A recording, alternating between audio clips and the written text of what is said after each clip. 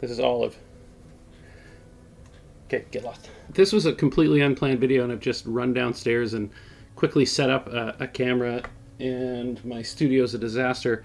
But I just saw, actually I think I saw it yesterday, but it just popped up in my timeline again.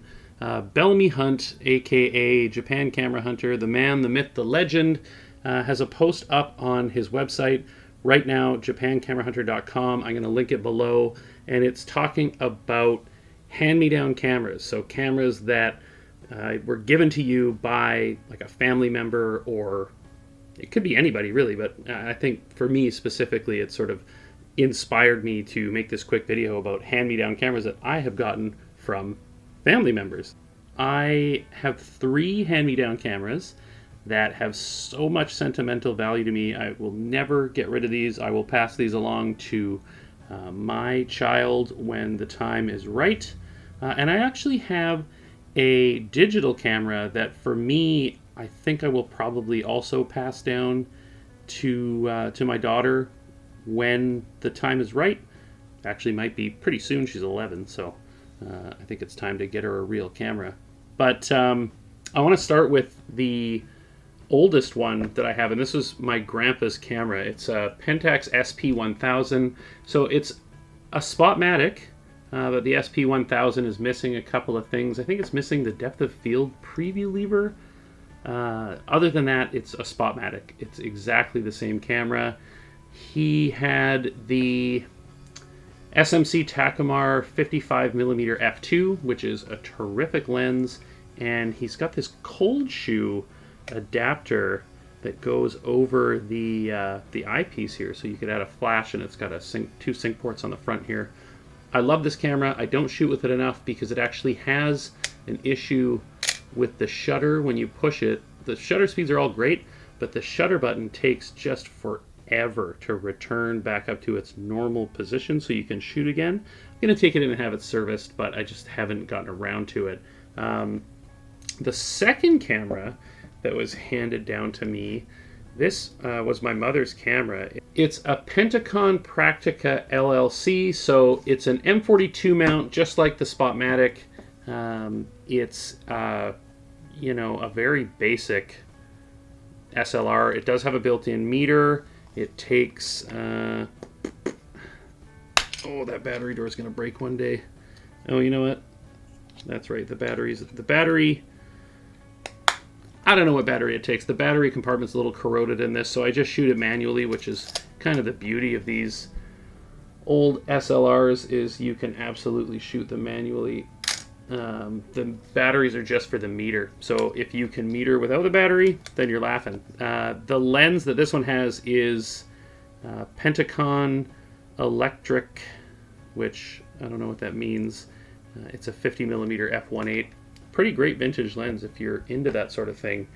The camera that I shoot with the most, film-wise, hand-me-down-wise, and even just of all my film cameras, it's the one that I shoot with the most, is actually this Minolta Maxim 7000. And this was my mom's camera. I remember her taking photography classes with this camera when I was a kid. I actually remember her taking photography classes with the Practica LLC as well.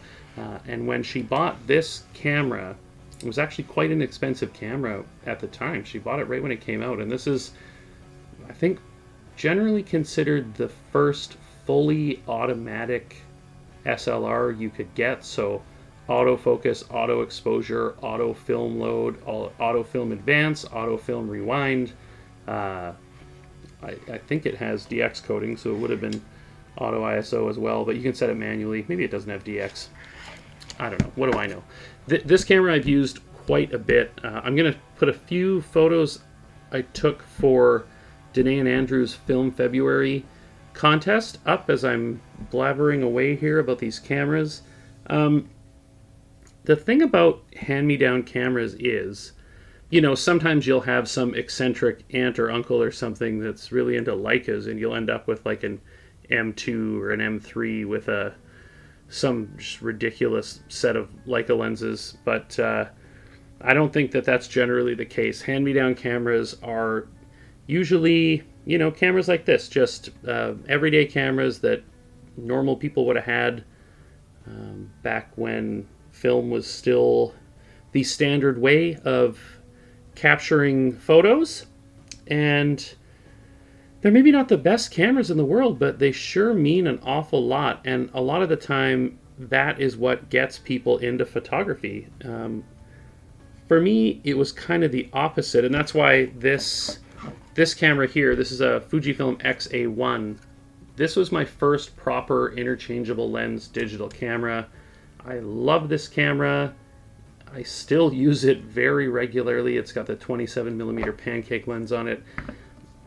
When I got this camera, I don't think my mom even knew that I was really into photography, but she saw that I had taken an interest in it and asked me if I wanted these cameras that she had in the basement at my parents' house, and I said sure, and that was, I don't know, 7 or 8 years ago, and here we are. I'm sitting in my studio talking to you guys in front of a camera that's being loaned to me by Fujifilm Canada to review, and I just got media accreditation from the FIA, which is the governing body for Formula One and Formula E and the World Endurance Championship, that like without sort of going down this journey, without my mom taking those photography classes when I was a kid, seeing her interested in the hobby, without getting this gift of this Fujifilm Xa1, which was a gift from my wife and my parents. My whole family sort of chipped in on it, and they gave it to me for my birthday when this camera first came out. I started using vintage lenses on it from some of these cameras and some other film cameras that I since have, and I've really gotten into shooting film as well. I've started developing my own film, and it's been an incredible journey, and in some respects it is just getting started. You know, I haven't been taking pictures in a thoughtful way for very many years. This is still very new to me, and I am, you know, in my early 40s, and that's kind of a weird time to be saying that, you know, I'm just at the start of some sort of new journey here, but it really feels that way, especially today. I've gotten some just wild emails today about some potential projects and work coming up. So yeah, I'm just eternally grateful to my mom and to my grandpa for holding on to these cameras, because hand-me-down cameras are just like, they're the best.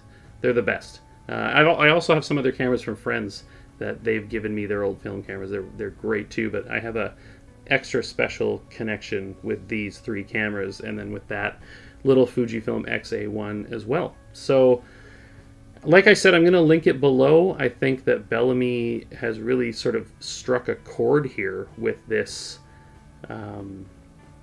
little nostalgic trip down memory lane for me, and hopefully for a lot of other people. So yeah, check that article out down below. If you guys are looking for vintage cameras, you're not going to find many better than the stuff that Bellamy sells on his website. They are beautifully serviced and just perfect examples of some really amazing cameras. But yeah, so just a quick unplanned video about nostalgia and hand-me-down cameras and how important they can be to getting someone into this tremendous hobby that has given me so much that I'll never be able to repay these people for. So Mother's Day is coming up. Happy Mother's Day, Mom. I love you, and thank you for all of this. And I'm not going to cry in my own YouTube video, am I? I might. Thanks for watching, guys. I'll see you real soon. Bye.